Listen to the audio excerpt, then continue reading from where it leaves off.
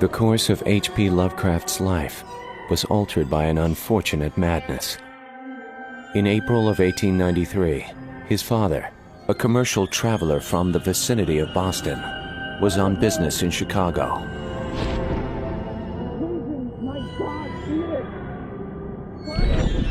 It was there that Winfield Scott Lovecraft experienced the general paralysis of the insane. Winfield's violent hallucinations would soon place him in Butler Hospital. His troubled wife, Susan Phillips Lovecraft, was forced to return home to her family in Providence, Rhode Island. With Susie was her 2-year-old son, Howard Phillips Lovecraft.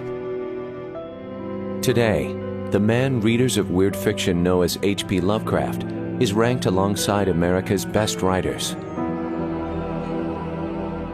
He defined the themes and obsessions of 20th century horror, and as we chug on into the 21st century, it doesn't seem to be going away.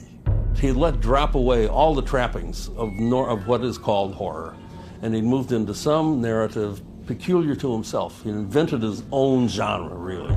Lovecraft tells you about the scale of man in the cosmos. So he is really the most articulate about saying there is an indifference from the ancient gods to man. Lovecraft takes that and ups the ante to the cosmos. If you can think of a kind of supernatural horror fiction, it's almost certain that at some point in his career, Lovecraft applied himself to it. And when he got it right, as he often did, nobody could beat him.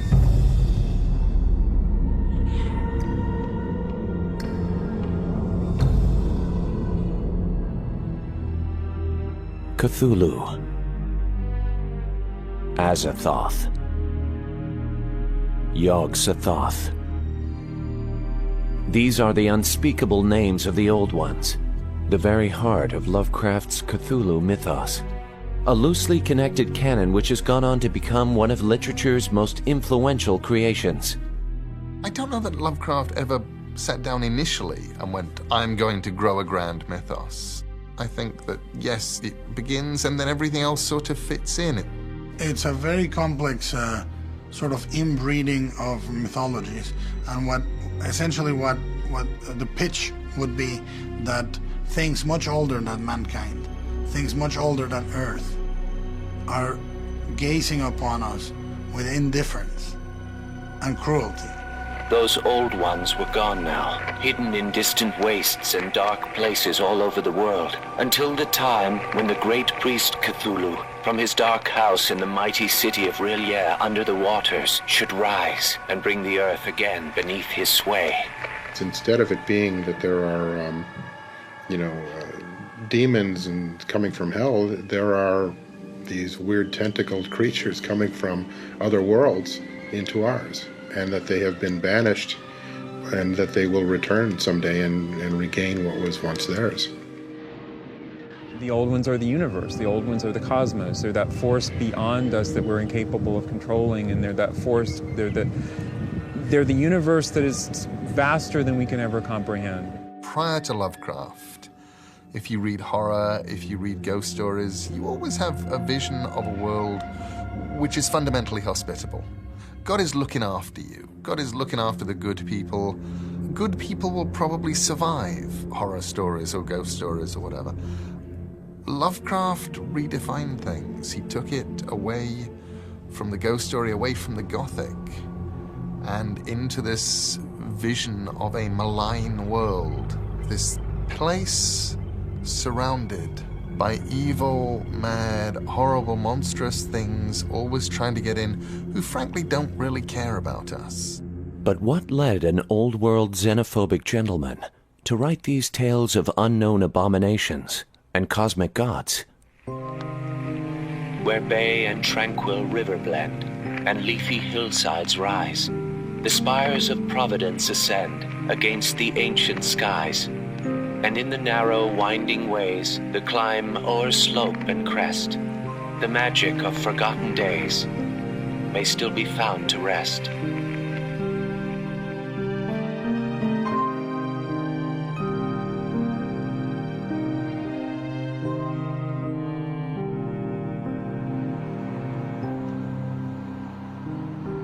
The Phillips house at 454 Angel Street was a vestige of old American values.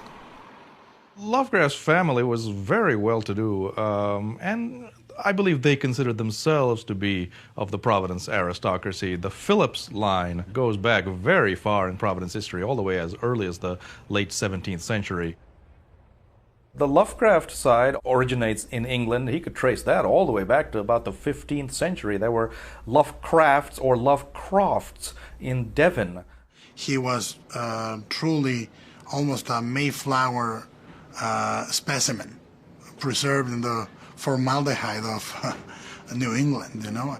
He was an Anglophile. He was a guy that definitely did not get laid much, you know, and a guy that was an alien amongst us, in the sense that he was not a very masculine child. After Winfield's death from syphilis on July 19, 1898, young Howard was all Susie Lovecraft had left.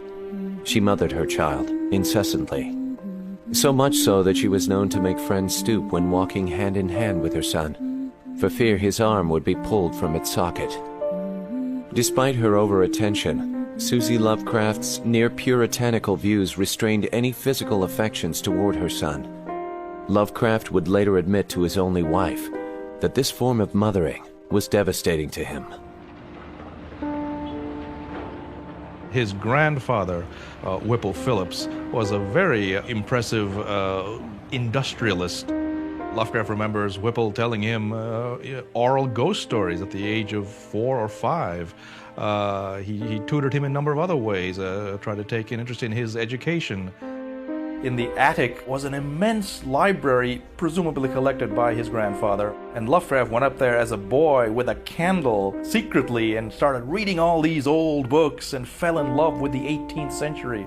Lovecraft is more than a product of his time. He's a product of a couple of centuries earlier, because he was born out of time. One of the important things for the 18th century was the code of a gentleman. To live as a gentleman with dignity and honesty and integrity. He read the literature of the 18th and early 19th centuries and said, I want to be like those people. I want to be like Alexander Pope, who wrote poetry just for the love of it. I've always had the subconscious feeling that everything since the 18th century is unreal or illusory, a sort of grotesque nightmare or caricature. Lovecraft learned a lot in his grandfather's house. In fact, all the learning that he had, I think, came from there. His schooling was intermittent at best. Apparently he had various nervous maladies that kept him out of school. This was a time before education was mandatory. You didn't have to send your child to school if you didn't want to. At the age of 8, he became filled with a burning love of chemistry. Shortly thereafter, he discovered astronomy, which I think was an even more important influence. He says it was through astronomy that he gained a sense of the boundlessness of the universe and the insignificance of humanity within the cosmos. There's a phrase that generally I only encounter it when reading or talking with people like paleontologists or geologists. The concept of deep time, which is pretty alien to most people. You know, most people tend to think of history in terms of years.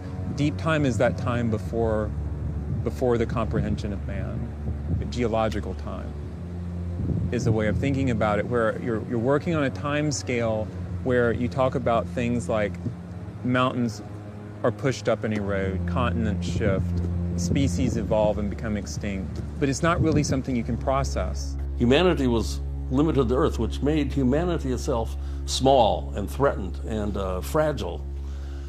So, because he was a threatened and fragile being himself, he populated that emptiness with monsters.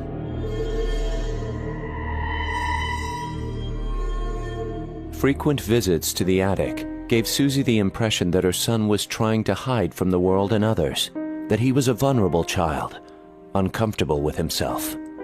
The relationship of Susie Lovecraft with her son was problematical at best.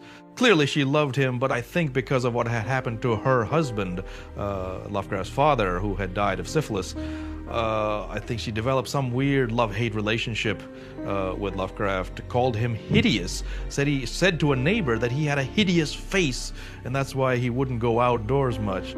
Susie repeated these opinions enough times that her son actually grew to believe them. Insecurity mixed with classical tendencies segregated young Lovecraft from others his age. But this solitary childhood only kindled his imagination.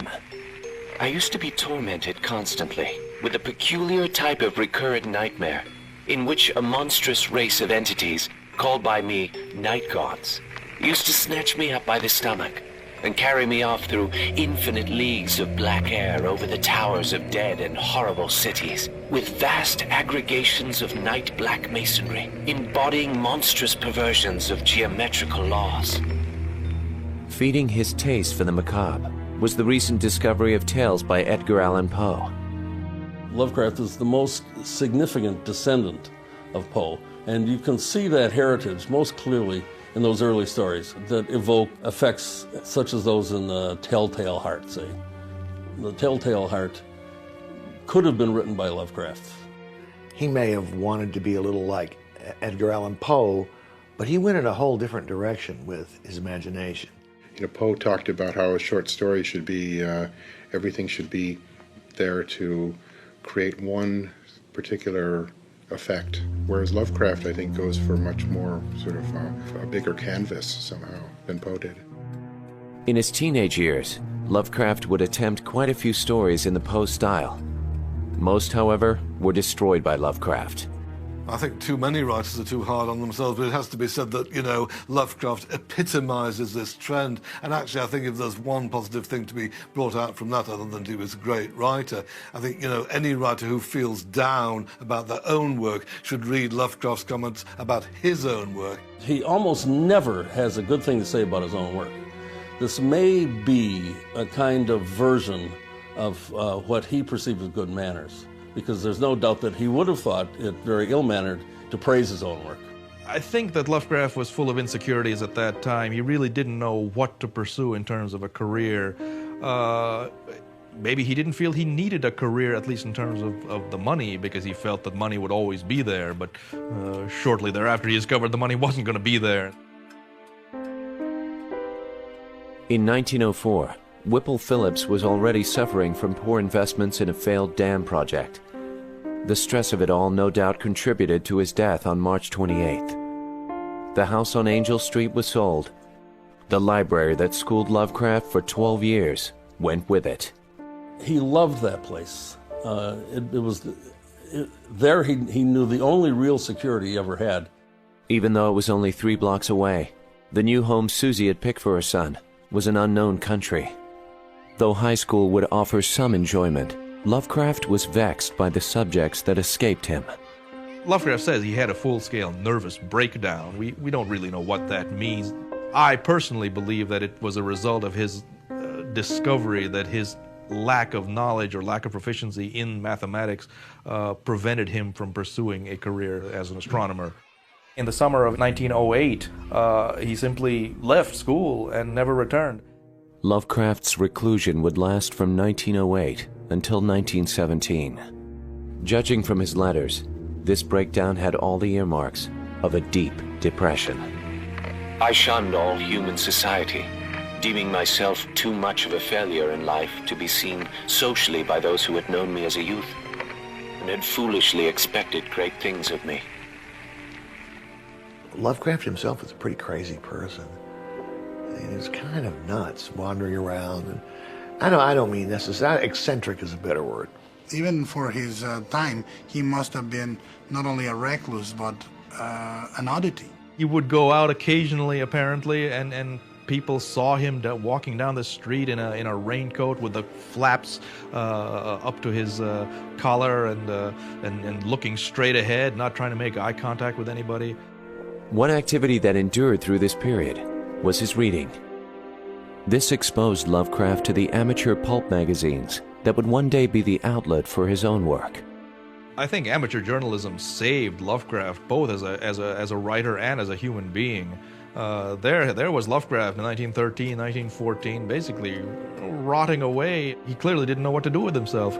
And then all of a sudden, here was this small world of amateur journalism where there are other people like him trying to be writers, but not writing for money. And I think at that moment that was important to Lovecraft, because amateur journalism was a kind of school for writers. Lovecraft went on to publish his own amateur magazine, The Conservative. In its pages, he exhibited a strong passion for the beliefs he formed during his isolation, including a pronounced xenophobia. The most alarming tendency observable in this age is a growing disregard for the established forces of law and order. Whether or not stimulated by the noxious example of the almost subhuman Russian rabble, the less intelligent element throughout the world seems animated by a singular viciousness. Every artist with every work of art is a product of his or her time. And he reflected a lot of very American feelings. The failings he had intellectually with beliefs in racism and so on are reprehensible. They were then as they are now, and yet in a sense you can't expect the guy to leap out of his skin and have modern sensibilities. He had this really archaic, unbudging idea that for society to be stable, then it had to be homogenous. He just didn't like to see the culture he knew go down the drain, which he felt would happen just by erosion as more and more immigrants came. It's almost a Pat Buchanan kind of a thing. This absolutely genuine worry of the evils of breeding, mixed breeding, and breeding in general, I suppose. But the evils of taking purity with an almost Aryan sense of pride. Regardless, The Conservative attracted fellow amateurs both sympathetic and contrary. They were attracted by Lovecraft's erudite mind. And as a result, Lovecraft developed very close ties to a number of these amateur journalists. And these became lifelong friends of his, and they exchanged many, many letters even after they had left the amateur journalism movement. And he kind of found his home in a magazine like that, and other fan magazines that he wrote for. And he found a lot of like-minded souls out there would read his stuff and really love them. And he developed followers. I mean, it's almost like a cult in himself. He wrote so many letters at such white heat and such intensity and at such length that it's easy to suppose that he sacrificed stories to his correspondence. I believe he had something like over 120,000 letters written, and these letters aren't short pieces, too. I mean, they're copious, pages and pages of details and notes or suggestions on how to improve their own writing. As his web of correspondence grew, it also allowed Lovecraft to test early stories on respected readers. In 1919, an amateur journal called The Vagrant took notice. Dagon was the first of Lovecraft's stories to be printed.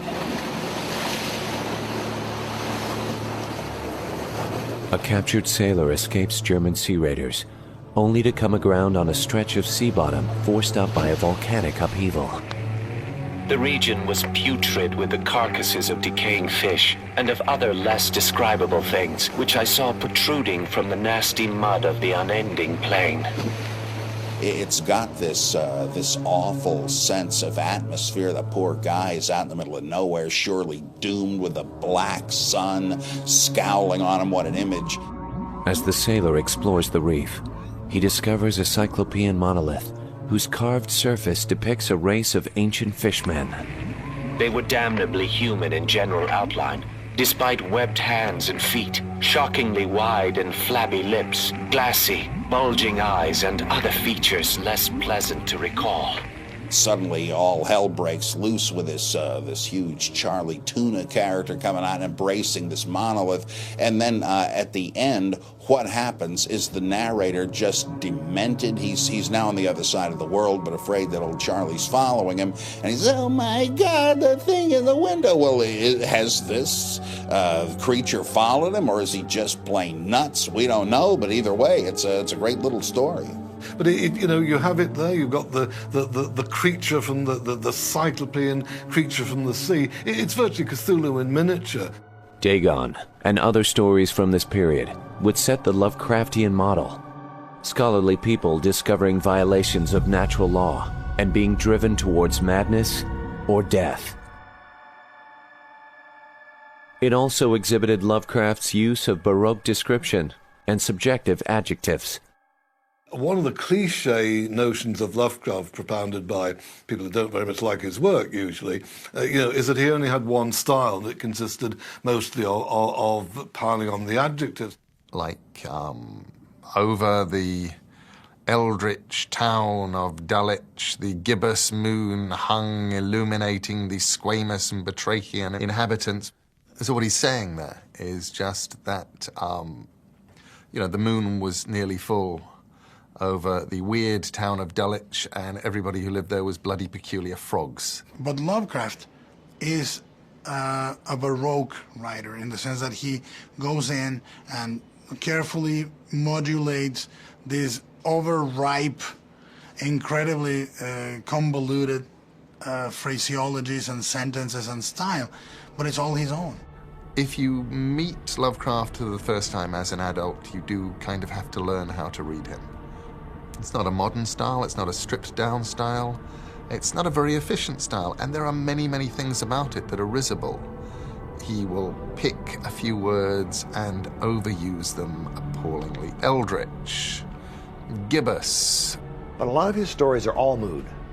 Nothing happens. Especially nothing happens to the narrator. They're just people who start terrified and they end up terrified. And there are other things you can make fun of him for. The tendency to write in the first person and to keep writing. The ultimate parodic Lovecraftian phrase is somebody going mad while writing and something's coming up. I can hear them now coming up these steps. Their hellish tentacles are squirming at the door. Ayah, Shub Niggurath, the beast with 1,000 young, fatang, fatang, and you're done. ... You disappear in a burst of ellipses and italics. It's a style that is incredibly anal retentive. And this guy went over it and over it and over it until he made the combination that to his taste, which may be gaudy to some, it was in perfect balance.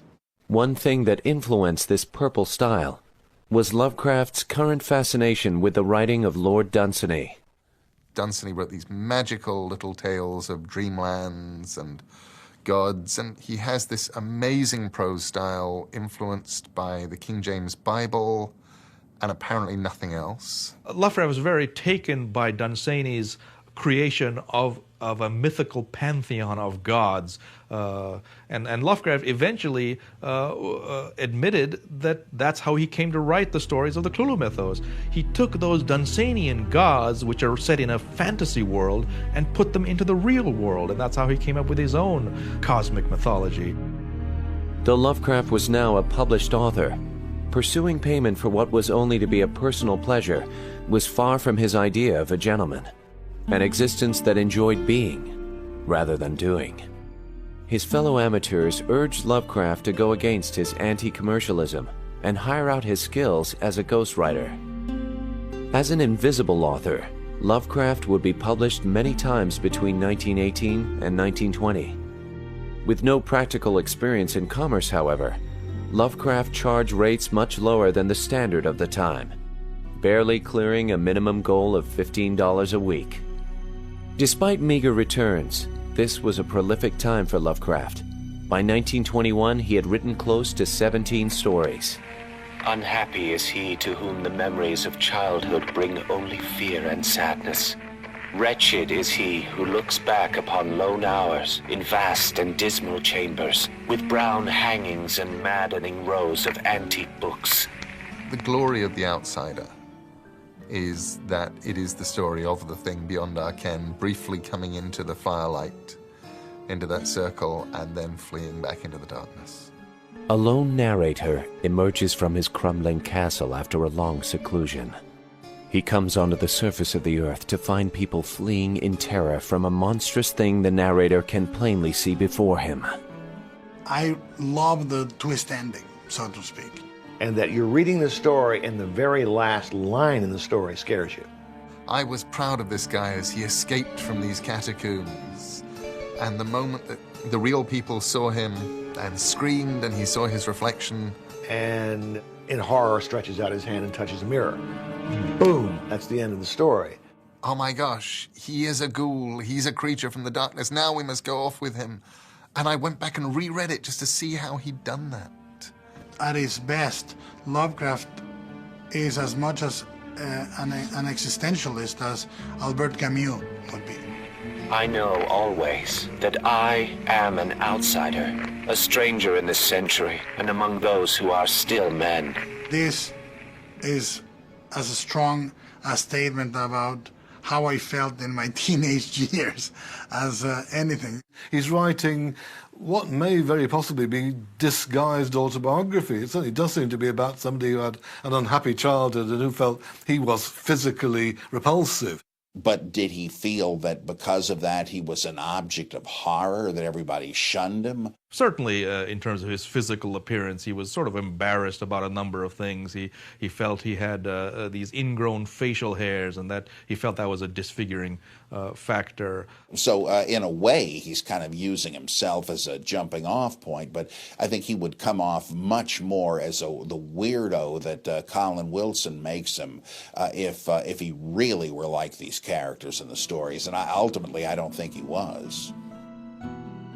When Lovecraft emerged from his own isolation, the consensus of Providence was that the house on Angel Street was one to be avoided, and that Lovecraft and his mother were eccentrics. Though this view could be argued in the case of Lovecraft, Susie was indeed cause for concern. Her home life was one of hypertension, where Susie was known to cause major dramas over the slightest thing.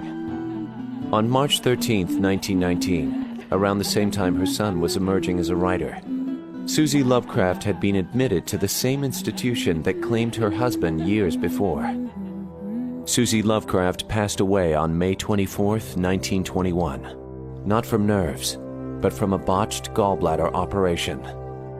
Susie's death was hard on Lovecraft, both emotionally and financially. She left her son a meager estate, which was already meager when she inherited it from her father. That inheritance, plus an equally paltry income from ghostwriting, barely met Lovecraft's expenses. He made little enough money himself and used to survive by eating hideous cans of beans. But I have to wonder about Lovecraft and whether or not he would have taken any old job just to be able to make money, and I don't think he would. He had a certain set of standards, and again, he had a level of pride that, he was a gentleman, he's an author, and he's not going to just take any old job. Lovecraft moved in with his aunts, Lillian Clark and Annie Gamwell, but aunts were no substitute for a mother. His fiction writing waned. Relief came from one of Lovecraft's fellow journalists. Herbert West Reanimator actually is a very funny story, and Lovecraft intended it, I think, to be funny. It was commissioned for a humor magazine, for which Lovecraft received all of $5 per installment. Keep in mind, it was a humor magazine called Home Brew, founded and edited by one of his amateur friends, George Julian Houtain. Houtain said, "You can't make them too horrible." So clearly, Lovecraft is encouraged to write just the most outlandish, flamboyant horror that he could think of. Lovecraft chafed under the restrictions of episodic writing. Still, the series debuted in January of 1922 under the banner Gruesome Tales, later to be titled Herbert West, Reanimator. Of Herbert West, who was my friend in college and in afterlife, I can speak only with extreme terror, holding with Haeckel that all life is a chemical and physical process, and that the so-called soul is a myth. My friend believed that artificial reanimation of the dead can depend only on the condition of the tissues. I love the sense of atmosphere on the Herbert West stories, the sense of place that evidently were not in the movies, but that the sense of history, it gives you a sense of place and context that is extremely strong. Now, a lot of people feel that the influence of Frankenstein is heavy on that story. I disagree, because remember, what Victor Frankenstein was doing was creating an artificial man from different parts of human bodies. What Herbert West is trying to do is reanimate an entire living body after it has theoretically died. A very different conception, I think. West's adventures in reviving corpses was not among Lovecraft's favorite work, nor his most profitable. Nevertheless, it was a small milestone in his career as a professional writer. During this time, Lovecraft also developed two fascinations incongruent with a xenophobic personality: travel and a woman. Lovecraft had been lured away from Providence for a gathering of amateur journalists in Boston. The prospect of intellectual discourse with his compatriots was too rich to refuse. Rare trips soon became a habit, even if Lovecraft preferred to stay within the Northeast, where familiar traditions prevailed. On one such visit in 1921, H.P. Lovecraft met Sonia Haft-Green of New York. Born on March 16, 1883, Sonia was far more experienced in the ways of the world, having been married once before. He met this woman who was Jewish. One of the things that I found reading the letters, Lovecraft's letters, was how anti-Semitic he was. And the idea that he ended up marrying a Jewish woman, I think, is pretty extraordinary. And she must have looked at him and decided that she wanted him. He wasn't the worst catch in the world. I suppose he had a certain dignity. He was kind of tall and thin and bony. She was just the opposite of him. She was very outgoing and very social, and she sounded like she was fun. And, she was the one who, as I understand it, introduced him to sex. It was a shared passion for the literary, however, that attracted them most. During one of many moonlit walks together, Lovecraft and Sonia encountered a weird grunting noise in the night. It was an obvious inspiration for one of his stories, but Lovecraft encouraged Sonia to write it instead. This encouragement earned Lovecraft a kiss, his first since childhood, and that a rare sign of physical affection from his mother. Sonia's story became The Horror at Martin's Beach and was published in 1923. By that time, she had convinced Lovecraft to test the waters of New York City with a prolonged visit. She knew that Lovecraft had to be taken out of Providence, that if he was going to really have a life, that he had to go out into the world, and she knew how talented he was, and she felt that if he went to New York, that where the magazines were actually published, and could meet some people, and he could become a success. But in a growing metropolis teeming with immigrants, an acute xenophobic like Lovecraft would soon experience problems. For the moment, though, Lovecraft had every reason to be hopeful. Sonia had entered his life, and in March 1923, Weird Tales magazine was born. As much as science fiction and fantasy might be marginalized today, it was certainly a lot more marginalized in the 1920s and 30s. Weird Tales was very influential as it happened. It was the best of all the pulp magazines devoted to weird fiction, to horror stories and a certain kind of sci-fi. Tales of the fantastic had been increasing in popularity. Publisher J.C. Henneberger saw potential in dedicating an entire journal to the genre. There was a market there, as low-paying as the market might have been, as marginalized as the magazine might have been. Even though it's being printed on toilet paper, it doesn't matter. There is a market there, and there are readers, and there was a place for it to start. At the best, it was virtually a roll call of the great pulp fantasy writers, and much better than pulp implies.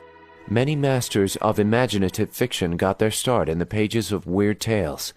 H.P. Lovecraft was no different. Well, Lovecraft regarded Weird Tales as his single market, basically, the one magazine that he was, relatively proud to write for, even though it has to be said that he appreciated that the average Weird Tales story, perhaps below average Weird Tales story, was not that great.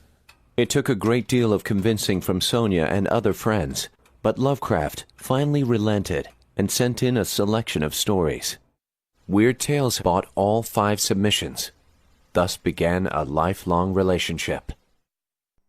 On March 3, 1924, Lovecraft embarked on another relationship. After an aggressive campaign from Sonia, Lovecraft finally asked for her hand in marriage. The bride was nearly 41. The groom was 33. his aunts were outraged by this. You know, they thought that the girl that he married was completely beneath him. At huge risk to his sense of security, Lovecraft would leave Providence to live with his new wife in New York. For a virgin recluse of Puritan moral standards, marriage promised to be an interesting experience. Sometimes I feel like she just must have been something just short of a saint. Because what she married was a guy who refused to work, really, except on his stories. This is the one area in which I think Lovecraft really failed as a human being. And I think she acknowledged in her own memoir at some point that she felt like she could change him. She couldn't change him. Between 1922 and 1924, Lovecraft's narrative output was on another upswing. This included the creation of 3 recurring elements of Lovecraft's gestating mythology: Miskatonic University,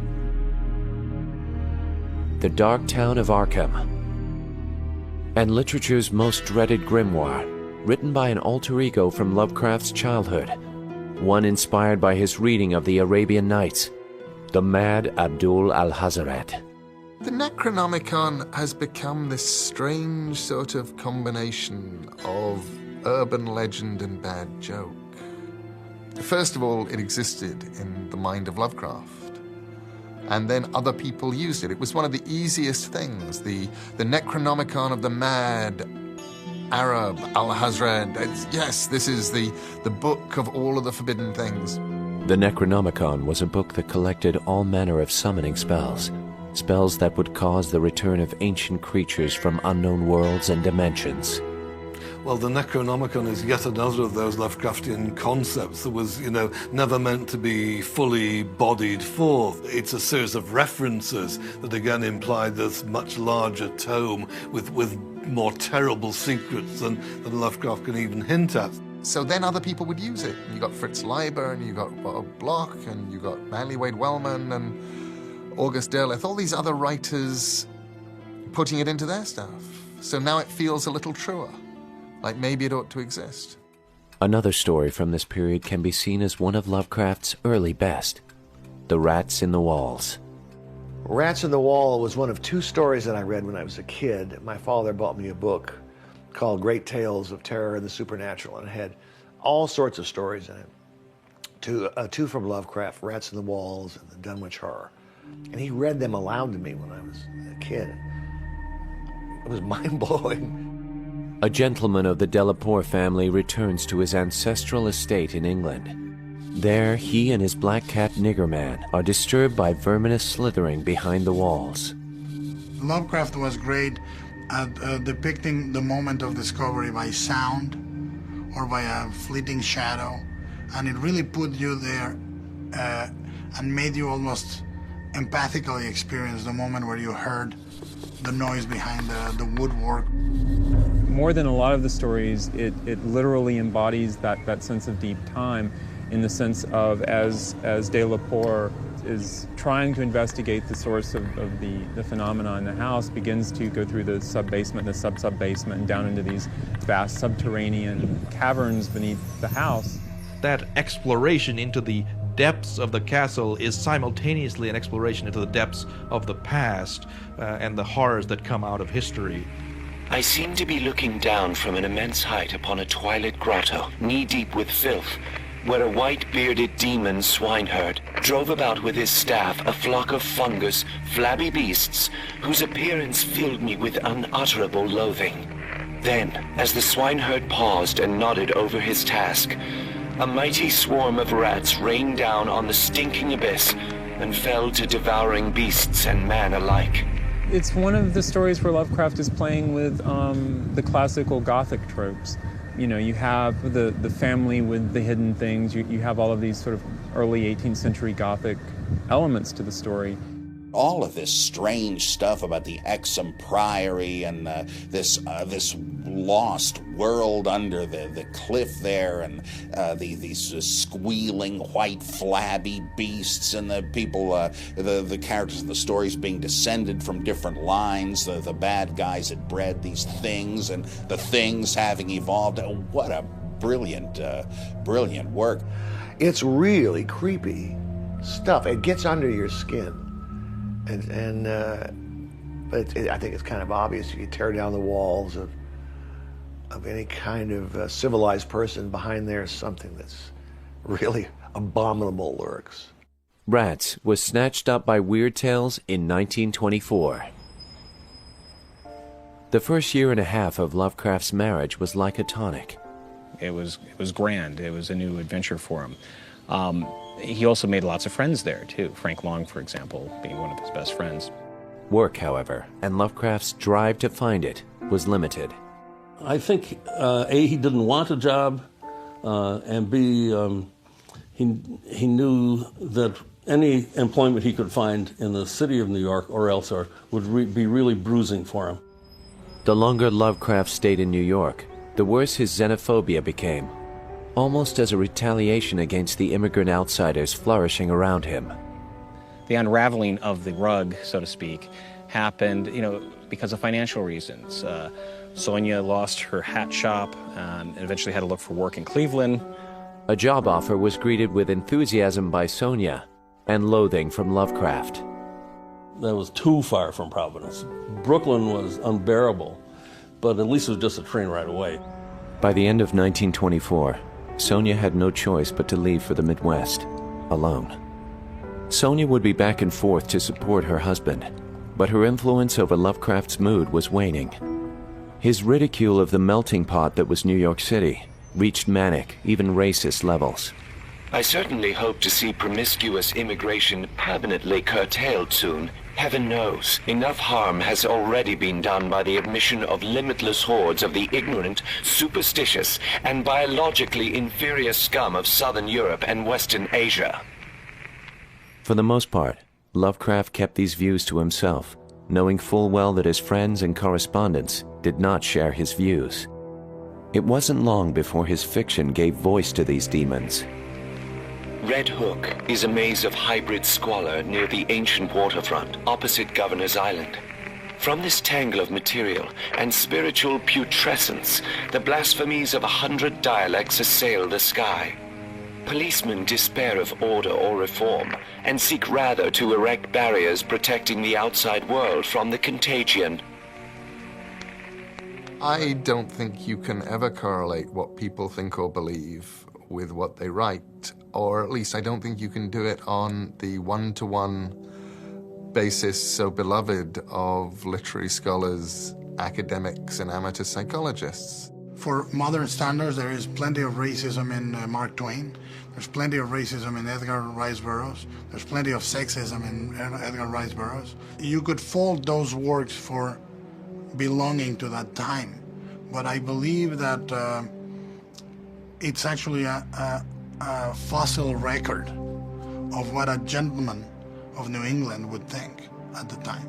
It's very, very easy to look at Lovecraft and go, okay, well, Cthulhu means the female genitalia, or all of these outsiders are really Jews or blacks, or, this is what the Batrachian thing is all about. It's a cunningly disguised racism.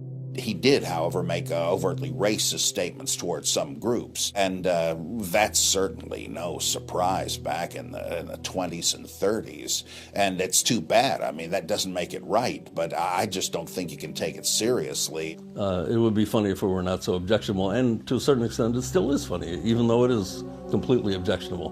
The sheltered character, who took a long, long time to grow up. I was going to say never grew up, but that isn't true. And so he's reacting in an adolescent fashion to these streams of people who flooded the streets in Brooklyn, in Red Hook, Brooklyn. And I think when he referred to himself as an unassimilated alien, I think he understood that when he was in New York, on some level he understood, despite all of his protestations, that New York worked.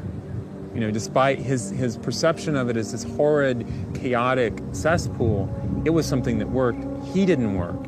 It became clear to friends that Lovecraft's exile in New York was leading to a breakdown. Some even feared a suicide attempt. Help came from Lovecraft's aunts, Lillian and Annie, who found a small home for their nephew back in the safety of Providence. Sonia offered to buy the house for him, but this was not New York. In Providence, propriety would reign. If Lovecraft could not support his wife, he would distance himself instead. In April of 1926, Lovecraft returned to his beloved city. He was released from Brooklyn, and he went back to his almost unimaginably immense relief, to Providence. That summer of 26 was the start of Lovecraft's richest period. It started with an idea he had outlined during those fearful days in New York, an idea which became the most notable addition to Lovecraft's fictional universe. The story of Lovecraft, the first one I read was The Call of Cthulhu, like most everyone I imagine. And it just struck me because it was a combination of cosmology, anthropology, and horror that was all melded into one. George Gamble Angel, Professor Emeritus of Semitic Languages at Brown University, is mysteriously murdered on the streets of Providence. Sometime earlier, Angel had come into possession of a troubling clay sculpture. It represented a monster of vaguely anthropoid outline, but with an octopus-like head whose face was a mass of feelers, a scaly, rubbery-looking body, prodigious claws on hind and forefeet, and long, narrow wings behind. The description of the monster is probably better seen on paper than it would be visualized. That's the thing about Lovecraft. All his creatures are really interesting when you read them because your imagination starts to work on it. And you keep it amorphous and disgusting. With the seafood variety that H.P. Lovecraft describes, I mean, he must have had something about fish. Really bothered him, you know? Squid and octopus and stuff like that. Angel's investigations of the graven image are taken up by his grandnephew. I mean, here's this guy whose eccentric uncle died, and he's looking through all these papers, as I did when Lynn Carter died. I mean, it's kind of a chore, but you never know what kind of goodies you're going to find, and he sees all these crazy things. What the heck was he into? When you read it, it's sort of an incredibly clumsy story. It's here's a lump of this, and here's some newspaper reports, and here's it's sort of part journalism, and it's almost anecdotal. It doesn't really have a plot. It's assembled in fragments in a very interesting way, almost a modernist way. And what that technique does is to suggest an aura of mystery in itself. And before long, he's into it, and before long, he's expecting the secret agents of Cthulhu to come get him. And why is he even writing this thing, since he doesn't want anybody else to know about it? It's about that recurring thing in Lovecraft, that fear of science or just human knowledge going where it doesn't need necessarily to go, of accidentally uncovering things that either, well, there's not much point in us knowing them, or knowing them could lead to our destruction. The nephew endeavors to connect reports of vivid dreams across the world, dark practices in the bayous of New Orleans, and the discovery of a corpse city by a band of innocent sailors. There lay great Cthulhu and his hordes, hidden in green slimy vaults, and sending out at last, after cycles incalculable, the thoughts that spread fear to the dreams of the sensitive. Cthulhu is almost like the Paul Revere of all these deities, you know, or the King Arthur, waiting to come back, you know, and take over. He's just a general evil that exists in another place, but it's like Christianity in a sense. In a sense, our creator, he's our destroyer. He's kind of another version of the devil, I suppose, except slimier. As elaborate as this story was, the spelling and pronunciation of the ancient names was even more so. Cthulhu. Cthulhu. Cthulhu. Cthulhu. Cthulhu. Of course, the discrepancy on the enunciation of the name, you may have, this is my fourth language. Poppy Z. Bright makes fun of the way I pronounce Cthulhu, but I don't know another way. You know, I look at the way Lovecraft tried to pronounce it, and I can't pronounce it. Many of his colleagues apparently didn't know how to pronounce it, or pronounced it wrongly. And so finally, in a letter of 1934, he tells a colleague, well, it's really meant to be 2 syllables. You're supposed to put your tongue at the roof of your mouth and cough it out like Cthulhu. But he says, you know, the name is an entirely alien name, not designed to be pronounced by human vocal cords.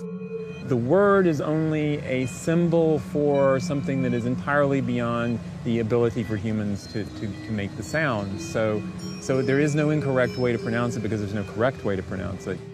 Despite Lovecraft's efforts to weave a rich narrative, the Call of Cthulhu was initially rejected by Weird Tales. This was common practice of the anthology's editor, Farnsworth Wright, especially when presented with a story as original as Lovecraft's creation. One of Lovecraft's tricks, of course, was to take the rejected story, sit on it for a little while, send it back to Wright saying, well, I've made the changes you asked for, having not done a single thing with it. And more often than not, apparently, Wright would fall for this trick. The Call of Cthulhu was eventually printed in February 1928's issue of Weird Tales. Lovecraft's fee for such a seminal work of fiction? $165.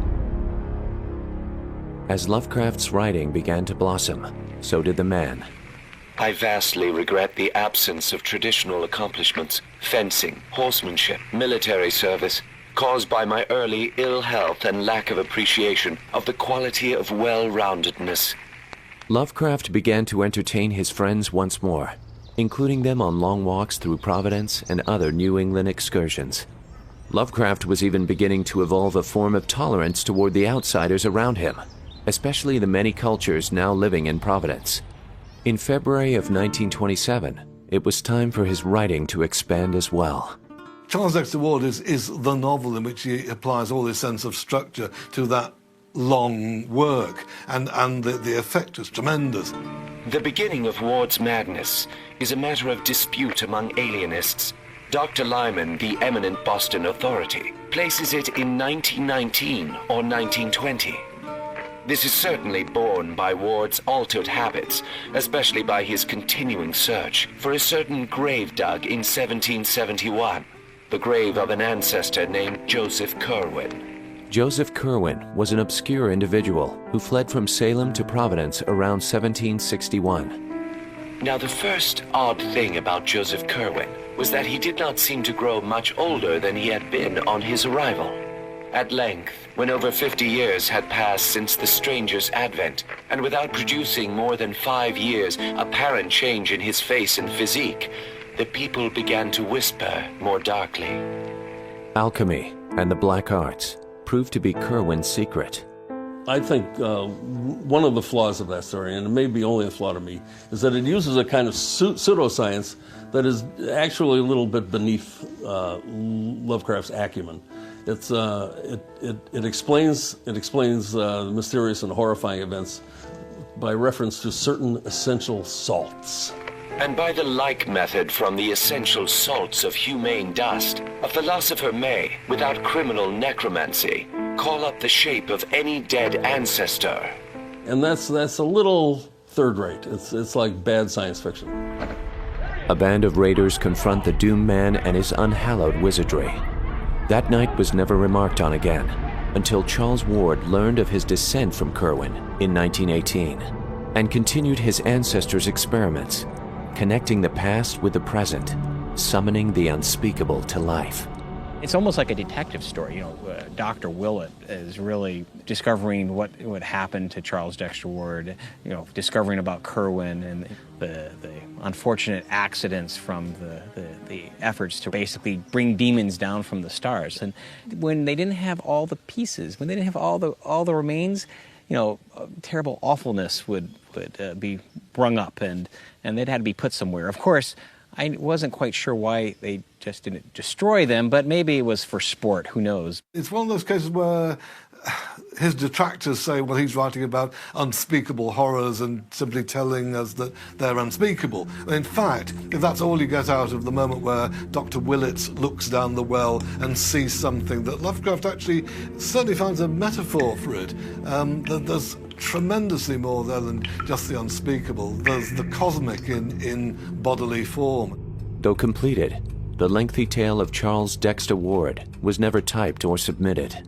He just left it in a drawer. He didn't think it was worth bothering with. It was a first draft, amazingly. I believe Dream Quest of Unknown Kadath was also. How he didn't see the merit in this stuff is just amazing. I don't think he was built to write longer narratives.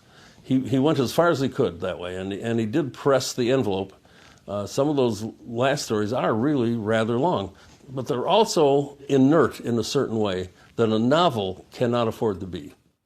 There was another tale written during this time on which Lovecraft held an entirely different opinion. The Color Out of Space is just a great science fiction movie, story. It should be a movie, although I don't know how you do the color, because it's like unlike anything we've seen, and I don't know what that is. There is a type of story where you go to the minimal setting, a household in a farm or in a far field, and you unleash upon them a cosmic melody, a cosmic curse. It all began in 1882 with a meteorite. And by night, all Arkham had heard of the great rock that fell out of the sky and bedded itself in the ground beside the well at the Nahum Gardner place. They had uncovered what seemed to be the side of a large colored globule embedded in the substance. The color, which resembled some of the bands in the meteor's strange spectrum, was almost impossible to describe, and it was only by analogy that they called it color at all. In the Color Out of Space, it is, as the story has it, just a color out of space. It's literally indescribable in prose terms. It's something that's almost impossible to even detect. It's something that's so incredibly insidious that there's no escaping from it, except by geographically removing yourself as far as you can from the place. By the next harvest, flora and fauna are found deformed, and the Gardner family is infected with an unexplained madness. It happened in June, about the anniversary of the meteor's fall, and the poor woman screamed about things in the air which she could not describe. In her raving, there was not a single specific noun. She was being drained of something. Something was fastening itself on her that ought not be. It wasn't just a meteorite, it was something inside the meteorite that begins to spread and poison the landscape and mutate the landscape and the people. It's on those stories of Lovecraft that moves into physical gruesomeness, the effects on the unlucky family in the farmhouse, but then it passes beyond that into absolute awesomeness, a kind of real transcendental quality of terror that the best of Lovecraft achieved. Though the Call of Cthulhu looked to the stars, the Color Out of Space was clearly set in the realm of science fiction. For this very reason, Lovecraft submitted his tale to the new journal Amazing Stories. Though they would eagerly publish the story in September of 1927, their lack of payment convinced Lovecraft that he should never stray far from the known quantity of weird tales. They would be the only magazine he formally submitted to for the rest of his life. During a 1928 excursion to Massachusetts, Lovecraft happened on a ring of stones. Oldest of all are the great rings of rough-hewn stone columns on the hilltops, more generally attributed to the Indians than to the settlers. Along with talk of witch blood, the eerie cries of the whippoorwills, and the ever-present old ones, Lovecraft shaped the Dunwich Horror. It was in the township of Dunwich that Wilbur Whately was born on the 2nd of February, 1913. Lavinia Whately had no known husband, but according to the custom of the region, made no attempt to disavow the child. There is an inbreeding between, gods and man, and that you produce, what did you produce? You got this, half god, half man thing. Wilbur Whately's grandfather is Old Wizard Whately's an eccentric New England hick. What's his motivation? Is he trying to end the world because he's some kind of Sadian nihilist? No, he just needs a few extra bucks. Yog Sothoth agrees to give him pirate doubloons if he pimps out his daughter to him. At the age of 10, Wilbur Whately attained an unnatural size, that of a fully grown man. His facial aspect, too, was remarkable for its maturity. Exceedingly ugly despite his appearance of brilliancy, there being something almost goatish or animalistic about his thick lips, large-pawed, yellowish skin, coarse, crinkly hair, and oddly elongated ears. What troubled the residents of Dunwich even more were the number of cattle purchased by old Whately without ever increasing the size of his stock, and the dreaded something being kept in the upper part of the Whately farmhouse. There were twins that were born to Lavinia, and one is a normal, mostly normal-looking, 8-foot-tall, goatish-looking man, and a half-seen, our invisible half-brother, which is much more like his father. Soon, a mysterious thunder was heard in the woods. Livestock and eventually entire families disappeared. And Wilbur Whately was discovered breaking into Miskatonic Library in search of a complete Necronomicon, one that contained the rites for the Old One's return. Yog-Sothoth knows the gate. Yog-Sothoth is the gate. Yog-Sothoth is the key and guardian of the gate. Past, present, future, all are one in Yog-Sothoth. The Dunwich Horror earned Lovecraft his biggest payday from Weird Tales, $240. But again, Lovecraft failed to capitalize on his success and would not write for more than a year. This time, Lovecraft's reticence was due to a desire for artistic growth. There are my Poe pieces and my Dunsany pieces, but alas, where are my Lovecraft pieces? Lovecraft's writing on the surface appears to be imitations of other writers. If you see the early stories, there is a much more constrained sense of scope. And towards the end of his life, he was gaining as a writer, I think, and gaining as an artist and as a human being, and his view of the world became more ample. And I think when Lovecraft shed the influence of Dunsany and started writing like Lovecraft, that's when things take off. He was writing much better fiction. He was writing much more contemporary fiction in many senses. I mean, in the sense that the language was more contemporary and the settings were more contemporary. You can even see how some of his descriptions start becoming more specific. They go from being unnameable, obscene things to being described as a cucumber body with so-and-so tentacles with proboscis or proboscis in each end. And, he really started relishing that. And he started giving a sense of dignity and history to these creatures that I think is unique.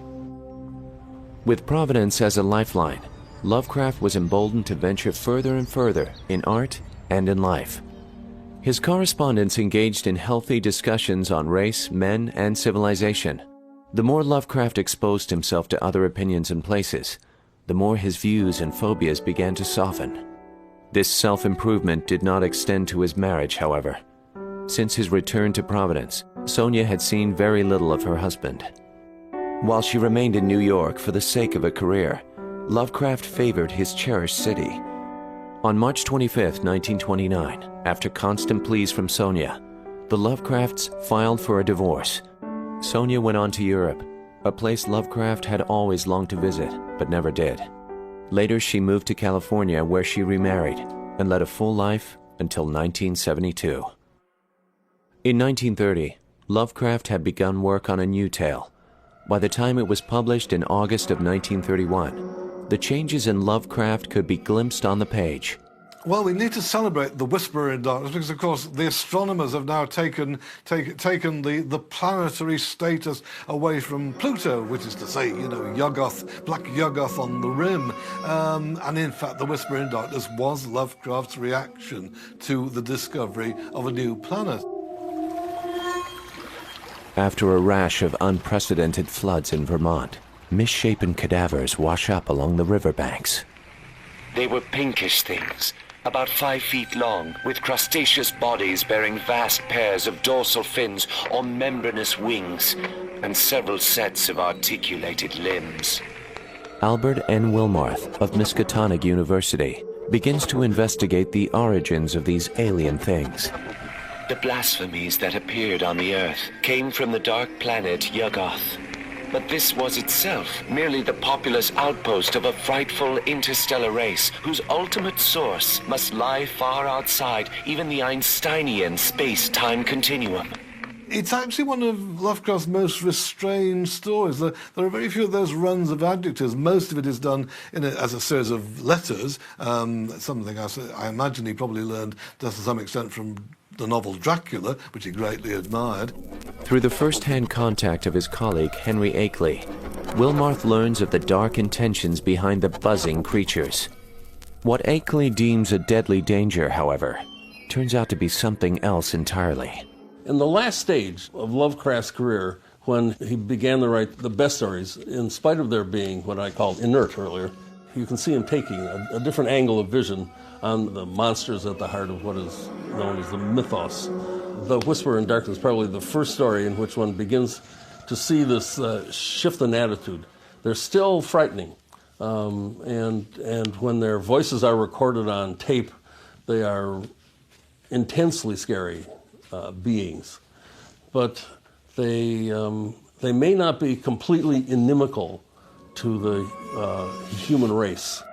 In fact, the fungi from Yuggoth wish to expand man's senses, to enable his exploration of the cosmos and its secrets.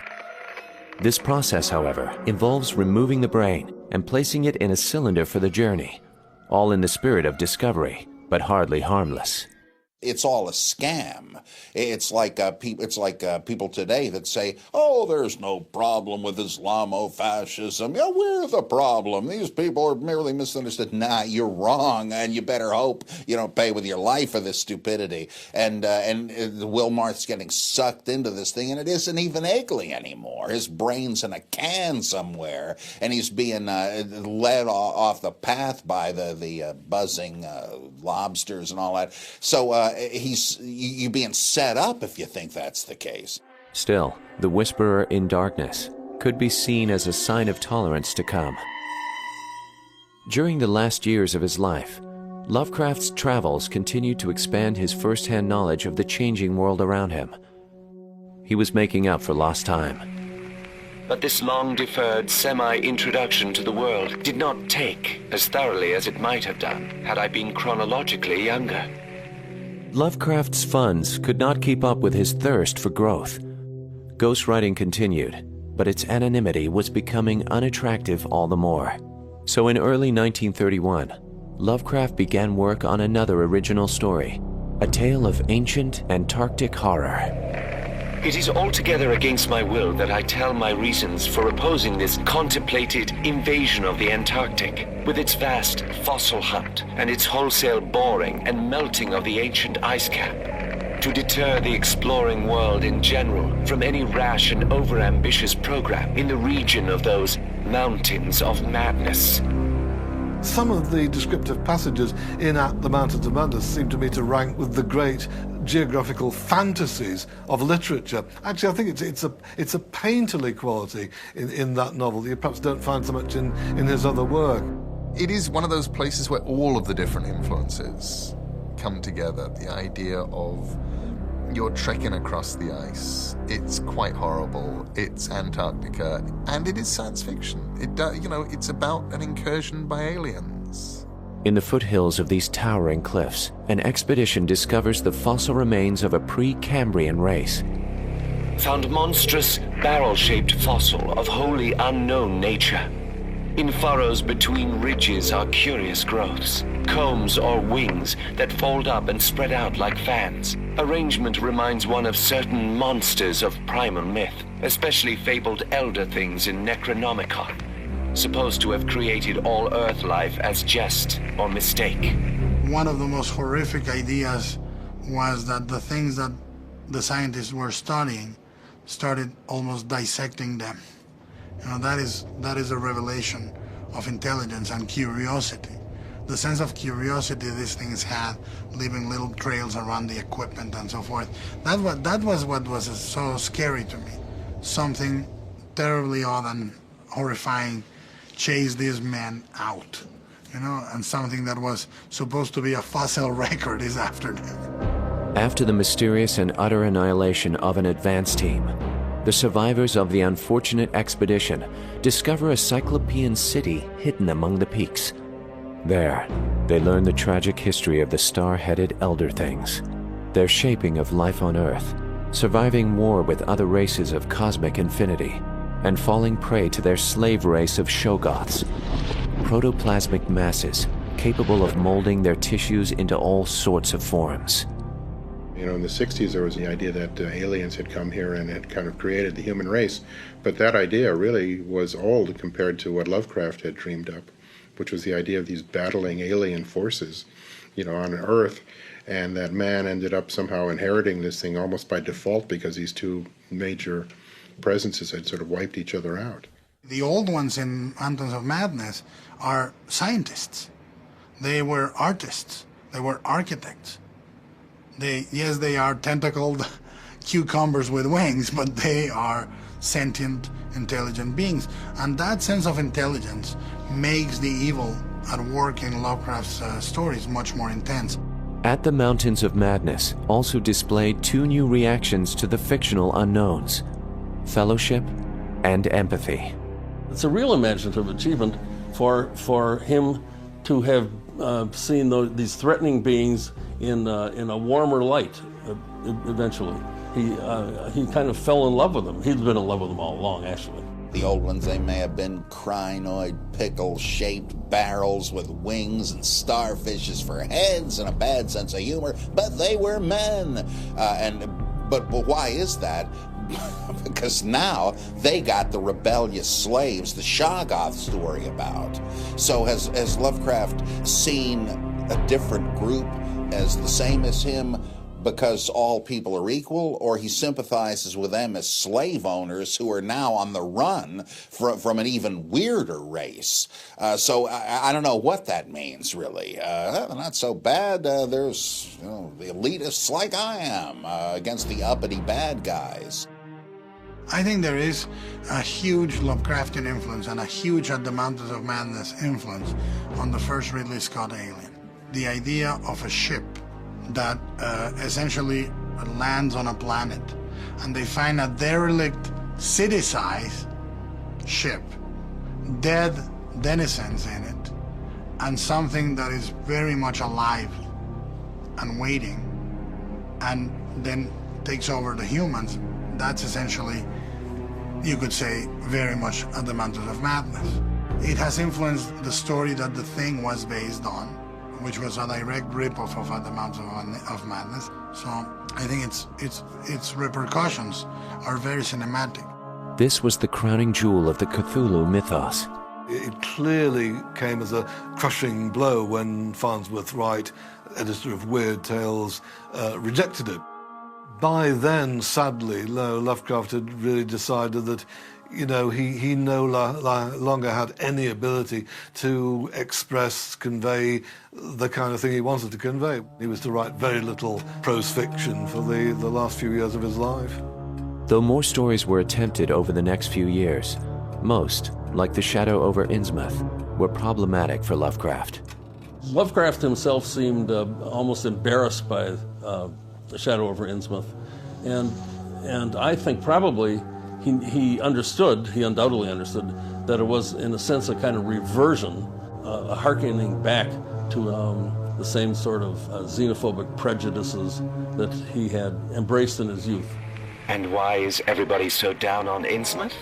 Some of the stories would make you laugh about old Captain Marsh driving bargains with the devil and bringing imps out of hell to live in Innsmouth. Some of them have queer, narrow heads with flat noses and bulgy, starry eyes that never seem to shut, and their skin ain't quite right. These things are creatures that are born looking normal, and the older they get, the stranger they become, until eventually their transformation will be complete and they'll slither off into the sea where they will live forever. It's definitely a sort of biological horror story where you have the breakdown of not just human society, but of the human body. But I think the overriding concern is actually about culture. You have the culture of the Deep Ones coming up and over the decades eating away the culture of Innsmouth, so that finally Innsmouth will vanish. There is, to be sure, a kind of racist or xenophobic undercurrent to that story, but I think it's very subtle and very, very indirectly expressed. I'm now beginning to think it must be one of Lovecraft's one or two best stories. And he does something that you don't see a whole lot of Lovecraft doing in writing action scenes. I still think that the escape from the Gilman Hotel is a marvelous action scene, and running across and running into the parade of horrific frogfish things. It's wonderful and not the sort of thing that he did a lot. Lovecraft never formally submitted The Shadow over Innsmouth for publication. Partially, Lovecraft marginalized himself because he was never very complimentary of his own work. But I think readers and critics neglected to see the imagination at work behind what he wrote. It would be a few more years before modern tastes turned in his favor. At the end of 1935, New York agent Julius Schwartz was able to sell the previously rejected At the Mountains of Madness. Thanks to the efforts of Donald Wandrei, The Shadow Out of Time sold soon after, giving Lovecraft his highest combined payday, a total of $595. By the end of 1936, just as success seemed a possibility, Lovecraft's health began to diminish. In many ways, I think if Lovecraft had preserved his health, he would have become a well-known writer in the 40s and 50s if he had lived that long. I think Lovecraft really died at the pinnacle of his talent. Lovecraft had been suffering from a small collection of ailments, including digestive trouble. By the time he submitted to a doctor's diagnosis, the cancer had spread through his small intestine. H.P. Lovecraft died on the morning of March 15, 1937. He was 46 and a half years old.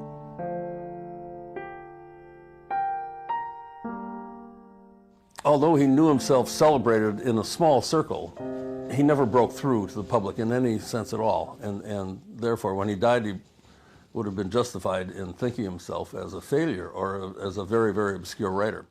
If it weren't for Lovecraft's disciples, he would have been forgotten. That it was people like Derleth and Robert Bloch and so forth that kept Lovecraft alive, and they went out and actually got his books published. In 1939, August Derleth and Donald Wandrei, two of Lovecraft's most earnest supporters, achieved what no one had been able to do in Lovecraft's lifetime.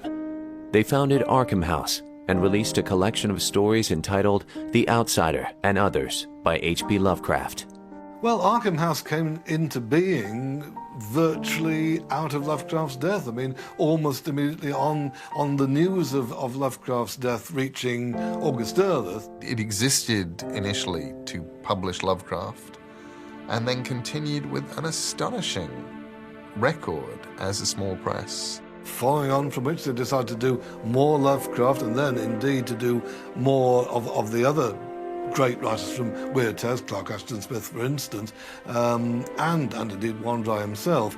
You know, Arkham House books became, for the most part, incredibly valuable incredibly quickly. They were sought after by book collectors.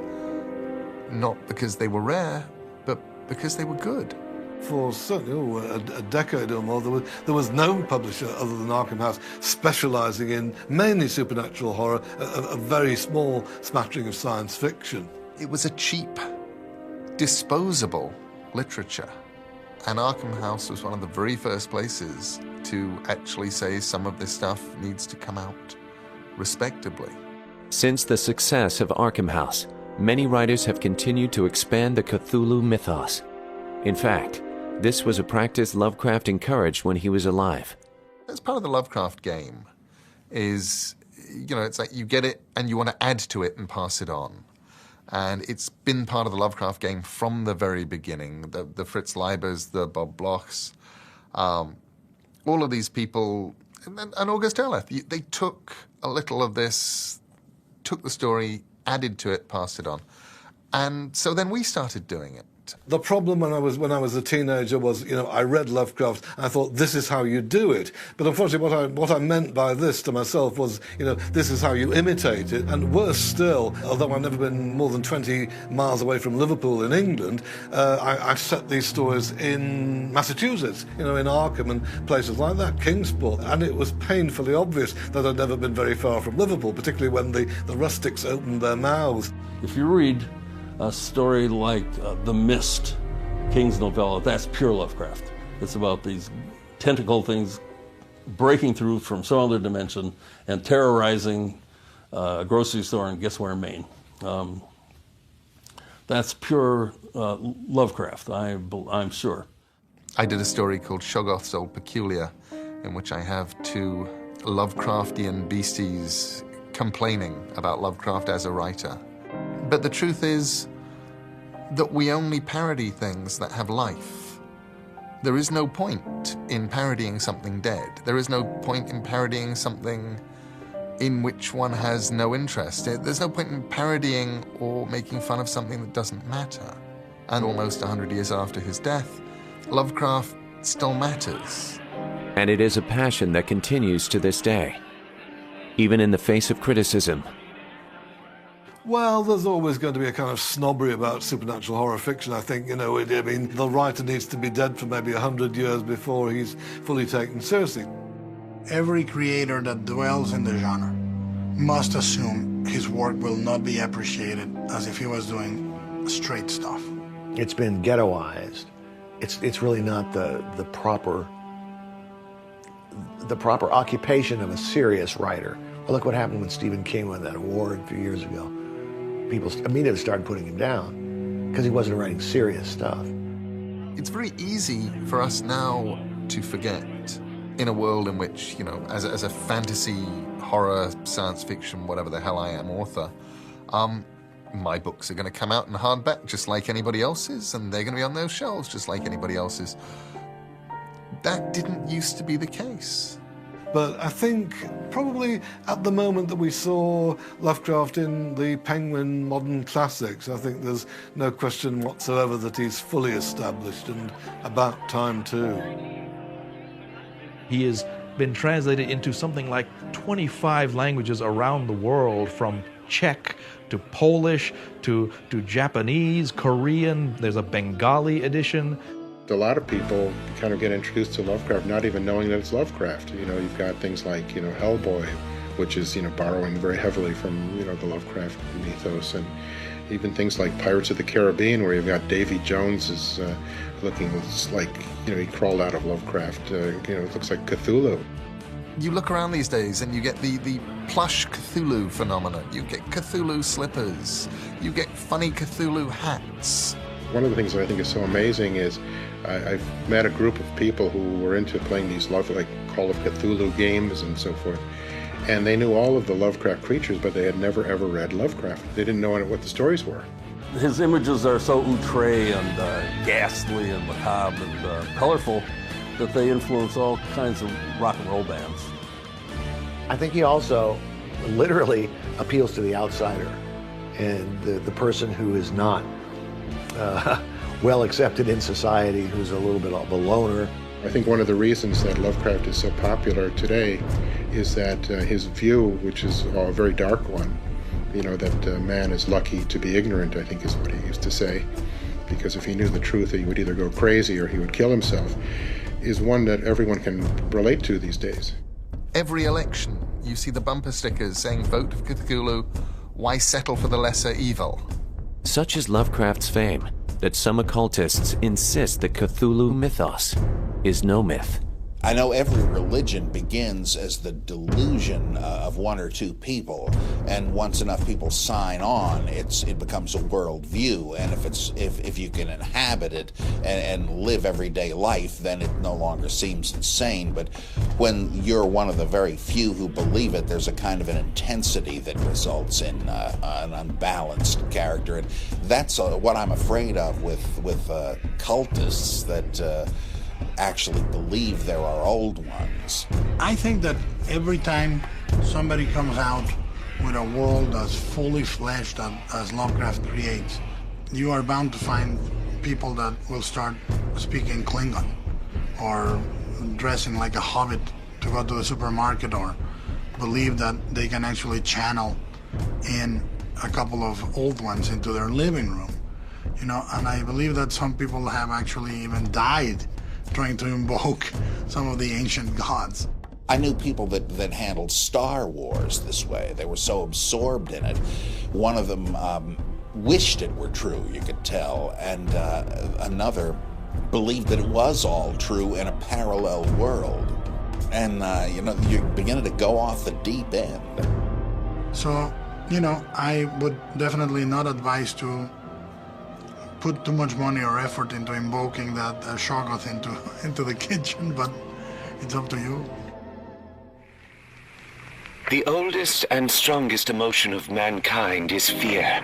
And the oldest and strongest kind of fear is fear of the unknown. We live in a world in which, even if you don't know who Cthulhu is, even if you've never read any Lovecraft, you can kind of get the jokes.